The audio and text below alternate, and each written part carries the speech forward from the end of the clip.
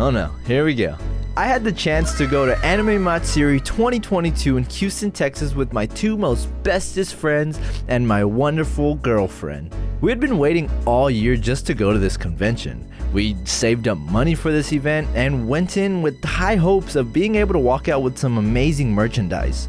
When I go to these conventions, I'm always on the lookout for items I can put up in my room or just have on the shelf. This year I was still hunting for my Pokemon VHSs and some video games, even if they were overpriced. But for whatever reason, I seem to have only walked out with just t-shirts. Don't get me wrong, seeing all the cosplayers and all these fans of anime and weeb culture is cool to be around, but I just had this feeling that this year wasn't like last year. And that's because I for sure thought that going on a Saturday would have been better than going on a Sunday like we did last time. When we got there, I noticed a huge banner that indicated there was an artist alley this time, because last year there was little to no notice about it, which upset many of the con goers and artists themselves. Grabbing our badges and walking into the first floor of the convention, something felt a bit off. There seemed to have been way fewer booths and it seemed a bit dimmer than before. There also seemed to have been a few more showcases, such as the Sonic Showcase and Metal Gear Solid Showcase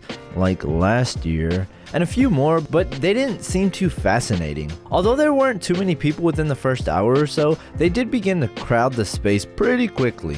Wow. Walking around the first floor of vendors, you were free to shop around for figures, weaponry, stickers, posters, and plushies, all in anime fashion of course. And worst of all, you have your Funko Pops. I don't hate Funko Pops, there's only like a handful that are like really cool and valuable, I guess. I don't know.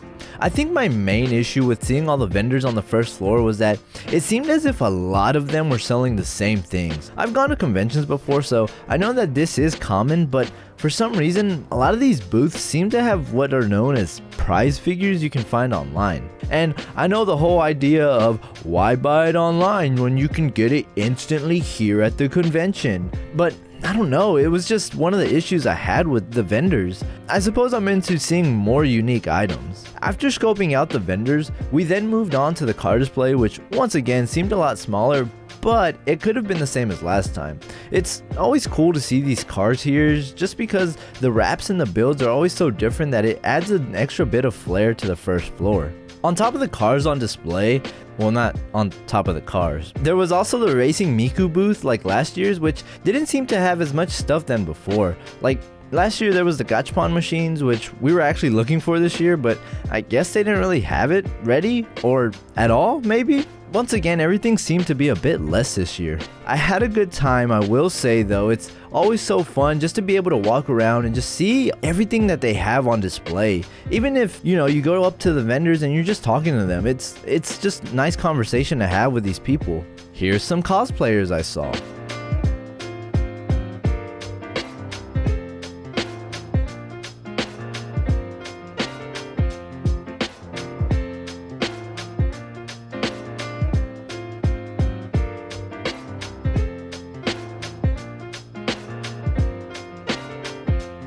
Oh yeah, I also knew to bring my 3DS just in case I was going to get some street passes and my Pokewalker. From the last video, which a video in the making is happening. There's also some guy, I think, trying to cosplay me or something. I don't know, we had the same hair, so we took a picture with each other. When we finished up on the first floor, we decided to head over to the Artist Alley to see how different the vendors up there would be. We got some $9 Chick-fil-A chicken sandwiches and walked for about 30 minutes because even then, trying to find the Artist Alley had some challenges on its own. I think we were on the third floor and we were walking through the hallways where they held guest speakers and people, I suppose, which kind of confused us because we were thinking there's no way that this is the Artist Alley. We saw a huge banner that pointed where the Artist Alley was, and hey, what do you know, the arrow that was pointing up should have been pointing down because it wasn't on the third floor. This guy yelled at us that it was downstairs on an escalator, which swirled our brains, but we made it finally to the Artist Alley. I would say I actually like being on this floor a lot more than the first. I saw so many unique things that honestly, if I had no self-control, I probably would have bought them all. There was pillows for sale, posters, stickers, shirts, hoodies, charms and keychains, perler bead designs. I really liked being up here just because it was a breath of fresh air from seeing the same figures from before. My girlfriend was trying to find a Ganyu print, but For some reason, a lot of the artists like to draw any fictional character in very explicit ways. So yeah. Even on this floor, they had a small area of statues which I want to say were built by different people for the convention maybe? If not, probably just shipped to the convention for display, but these were very interesting to see nonetheless. After the artist alley, it was time to kind of wrap up the day, but we always like to do a last minute buy just for everything that we see on the first floor. The plan is always walk the floors first, see if we like anything, make sure that we get through everything, then come back and buy it. I had my eye out on this Kirby gold door when we first got there, but the price for it was marked up, and when I looked it up online, I saw it wasn't worth spending extra money in person. And although I didn't find any video games or Pokemon VHSs, I kinda was also on the lookout for a Hatsune Miku figure, but honestly, none of them really caught my eye. They were kinda all just the prize figures once again.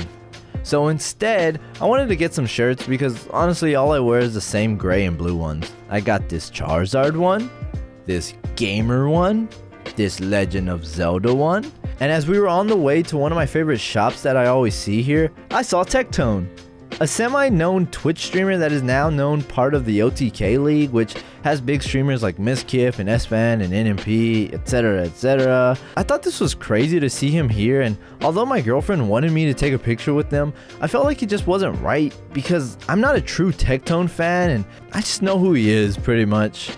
After this, we made it up to White Cup ENT, some of my favorite designers that I love running into at these conventions. They had this really cool Bowser White Cup design that I knew I had to buy, and the dude running the shop told me he'd give me a deal if I went ahead and bought 2 shirts, so I picked out a Ghost Rider one as well. And honestly, that was pretty much it. I don't really remember much from the entire day, to be honest. I don't know if my mood was off or I just wasn't feeling it at the time, but I think overall I had a good time just walking around at another convention. I don't know if we're gonna go next year, honestly. It's kind of looking like a 25% chance we will.